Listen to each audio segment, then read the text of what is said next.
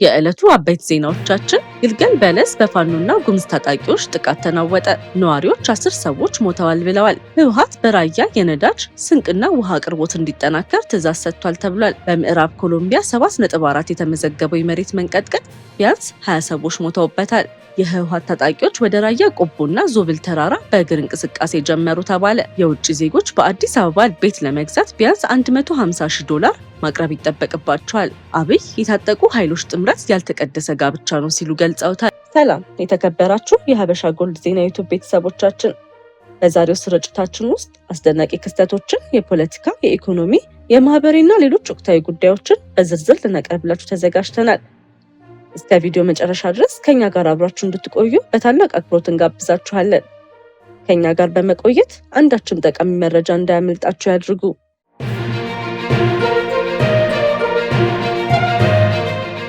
ወደ ዝርዝር መረጃዎቻችን እናልፋለን።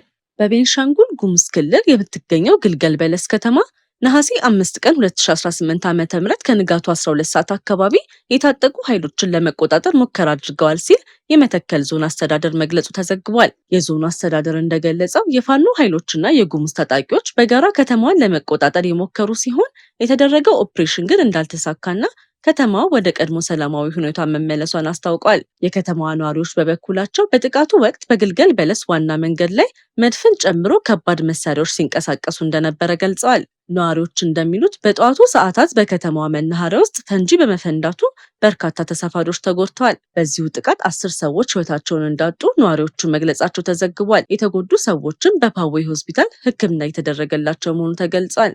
የመተከል ዞን አስተዳደር የከተማዋ ቁጥጥር ለመያዝ የተደረገው ሙከራ እንደከሸፈ ቢገልጽም ከከተማ የተሰማው የነዋሪዎች መረጃ ግን በጥቃቱ ምክንያት ሰዎች መሞታቸውንና መቁሰላቸውን ያመለክታል። እስካሁን የሟቾችና የተጎጂዎች ቁጥር፣ የፍንዳታው ትክክለኛ ምንጭና በግጭቱ የተሳተፉ ኃይሎች ስለደረሰባቸው ጉዳት ከገለልተኛ ምንጮች የተሟላ ማረጋገጫ አልተገኘም። በከተማው የተከሰተው ግጭት በአካባቢው ያለውን የጸጥታ ሁኔታ እንደገና በትኩረት ውስጥ ያስገባ ሲሆን የነዋሪዎች ደህንነትና የጉዳቱ ትክክለኛ መጠን በተጨማሪ መረጃ የሚጠበቅ ይሆናል። በቀጣይም በራያ አዲስ የጦርነት ዝግጅት የተደረገ ነው የሚል መረጃ ወጥቷል። የህወሓት አመራሮች የነዳጅ የስንቅና የውሃ አቅርቦት እንዲጠናከር ትዕዛዝ ሰጥተዋል ተባለ። በራያ አካባቢ የጸጥታ ሁኔታ እየተወጠረ ባለበት ወቅት ህወሓት የጦርነት ዝግጅት ወደ ከፍተኛ ደረጃ እያሸጋገረ ነው የሚል መረጃ ወጥቷል። በተገኘው መረጃ መሰረት በተለያዩ አካባቢዎች የሚካሄዱ ስብሰባዎች ከቀትር ወደ ማታ እንዲሸጋገሩ መመሪያ ተላልፏል ተብሏል። የወጣው መረጃ እንደሚለው የራያ አዘቦ 1000 ሊትር እና ለመቀሌ ከተማ 3000 ሊትር ነዳጅ እንዲከፋፈል ትዕዛዝ ተላልፏል ተብሏል። ከነዳጅ በተጨማሪም የስንቅ አቅርቦት፣ ውሃ ለማጓጓዝ የሚያገለግሉ ቦቴዎችና ሌሎች አስፈላጊ ቁሳቁሶች እንዲዘጋጁ መመሪያ መሰጠቱ ተገልጿል። በተጨማሪም እንስሳትን ጨምሮ የምግብ አቅርቦት እንዲዘጋጅና ለቀለብ የሚያስፈልጉም ቁሳቁሶች እስከ ነሐሴ 10 ቀን 2018 ዓ.ም ድረስ እንዲዘጋጁ ለአመራሮች መመሪያ ተሰጥቷል የሚል መረጃ ይፋ ሆኗል። እነዚህ መረጃዎች ትክክል ከሆኑ የነዳጅ፣ የስንቅ፣ የውሃና የሌሎች አቅርቦቶች በተወሰነ ጊዜ ውስጥ እንዲጠናቀቁ መመሪያ መሰጠቱ ከፍተኛ የጸጥታ ችግር እንዳለ የሚያመላክት ነው። ሆኖም እስካሁን ይህ መረጃ ከገለልተኛና ከታማኝ ምንጮች በበቂ ሁኔታ የተረጋገጠ ባለመሆኑ ጦርነት ሊጀመር ነው ብሎ በቁርጠኝነት መደምደም አልተቻለም። በተለይም በራያ አካባቢ ያለው ውጥረት እየጨመረ በመሆኑ እንዲህ ያሉ መረጃዎች ተጨማሪ ማረጋገጫና ጥንቃቄ ይፈልጋሉ። በማስከተልም ኃይለኛ የመሬት መንቀጥቀጥ ኮሎምቢያን አናወጣት። በምዕራብ ኮሎምቢያ 7.4 የተገመተ ኃይለኛ የመሬት መንቀጥቀጥ ቢያንስ 20 ሰዎች ሞቱ ተባለ። በምዕራብ ኮሎምቢያ በሬክተር ስኬል 7.4 መጠን የተመዘገበው ኃይለኛ የመሬት መንቀጥቀጥ ተከስቶ ከፍተኛ ውድመትና የሰዎችን ሕይወት መጥፋት አስከትሏል።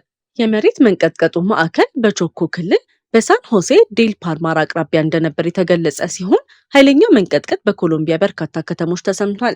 በተለይም ካሊ፣ ፔሬራ፣ ማኒዛሌስ እና ኪብዶ ከተሞች በመንቀጥቀጡ ተጎድቷል የተባለ ሲሆን በርካታ ህንፃዎች መጎዳታቸውንና መፍረሳቸውም ተዘግቧል። የመጀመሪያ ሪፖርቶች በአደጋው ቢያንስ 20 ሰዎች ህይወታቸውን እንዳጡ የገለጹ ሲሆን በርካታ ሰዎችም ቆስለዋል ተብሏል። የአደጋ ጊዜ አድን ቡድኖች በፈራረሱ ህንፃዎች ስር የተከበቡ ሰዎችን ለማዳን የፍለጋና የማዳን ስራ በማጠናከር ላይ ናቸው። መንቀጥቀጡ ከኮሎምቢያ ባሻገር በኢኳዶር እና በቬንዙዌላ ውስጥም በኃይል መሰማቱ ተገልጿል። በተጨማሪም ባለስልጣናት ከዋናው መንቀጥቀጥ በኋላ ተጨማሪ የመሬት መንቀጥቀጦች ሊከሰቱ እንደሚችሉ ህዝቡን አስጠንቅቀዋል። ለደህንነት ሲባልም በተወሰኑ አካባቢዎች የአየር ማረፊያ አገልግሎቶች በጊዜያዊነት መቋረጣቸው ተገልጿል። የአደጋው ሙሉ መጠን እየተገመገመ ሲሆን የሟቾችና የተጎጂዎች ቁጥር በቀጣይ ሊጨምር እንደሚችል ይጠበቃል። በማስቀጠልም የህወሓት ታጣቂዎች ወደ ራያ ቆቦና አካባቢው በእግር እንቅስቃሴ መጀመራቸው ተሰምቷል። የህወሓት ታጣቂዎች ነሐሴ 5 አመሻሹን አዲስ የእንቅስቃሴ አቅጣጫን በመያዝ የእግር ጉዞ መጀመራቸው ከአካባቢው የተገኙ መረጃዎች አመልክቷል። ታጣቂዎቹ የቆቦን የግራ መስመር በመተው ወደ ዞብል ተራራ፣ ቦርቦራና ጉበየ መስመር የመያዝ እንቅስቃሴ እያደረጉ ይገኛሉ ተብሏል። ይህም በ2013 ዓ.ም ክረምት ወቅት የነበረውን ጦርነት የተቀሙበትን ወታደራዊ ስልት እንደገና ለመድገም ያለመ ይመስላል ነው የተባለው። አሁን ላይ በአካባቢው ግጭት ቀስቃሽ ምልክቶች እየታዩ ነው ሲሉ ነዋሪዎች ገልጸዋል። በቀጣይም $150,000 ሳይኖር በአዲስ አበባ ቤት መግዛት አይቻልም። የውጭ ዜጎች በኢትዮጵያ ቤት እንዲገዙ አዲስ መመሪያ ወጣ።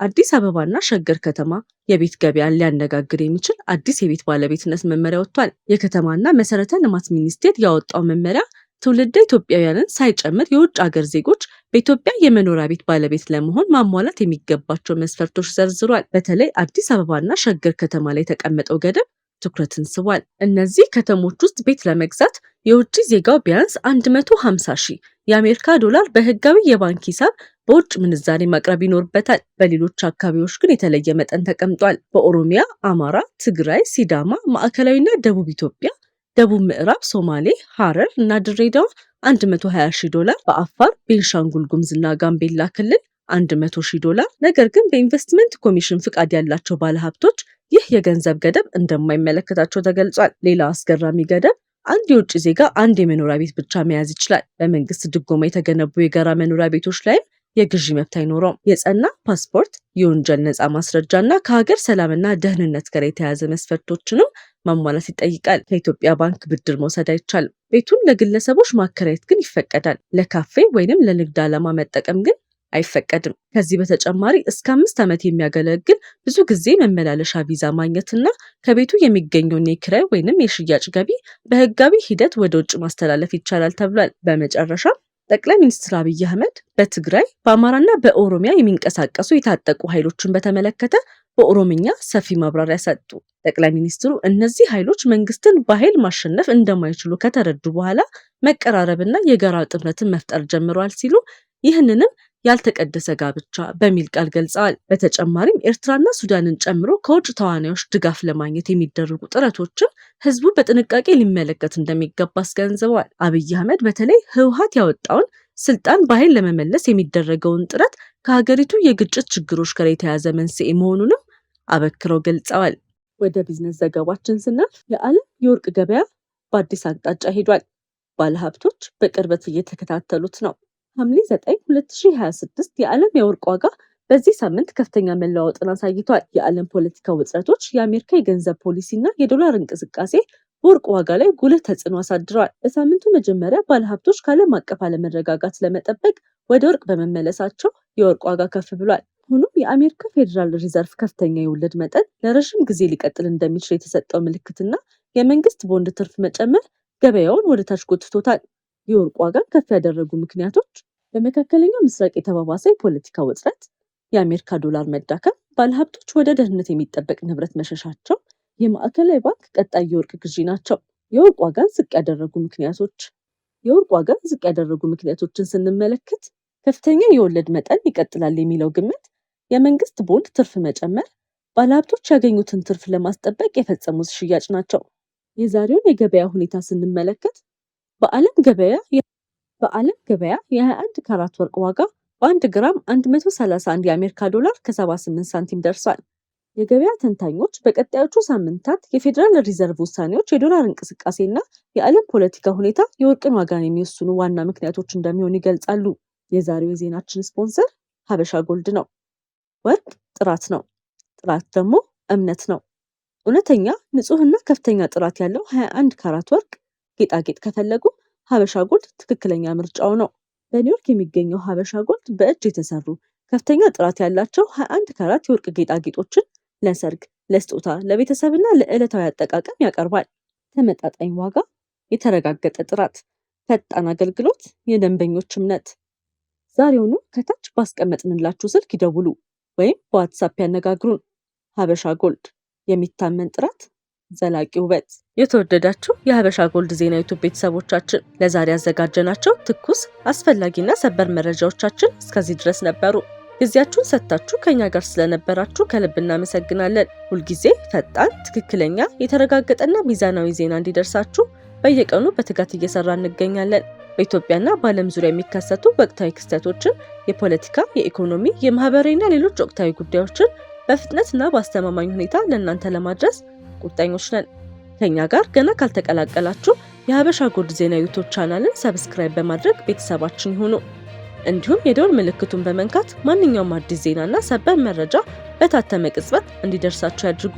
ቪዲዮን ላይክ በማድረግ አስተያየታችሁን በመጻፍና ለወዳጆቻችሁ በማጋራት የምታደርጉልን ድጋፍ ለእኛ ትልቅ ብርታት አለው። ስለምትከታተሉንና ስለምትተማመኑብን ከልብ እናመሰግናለን።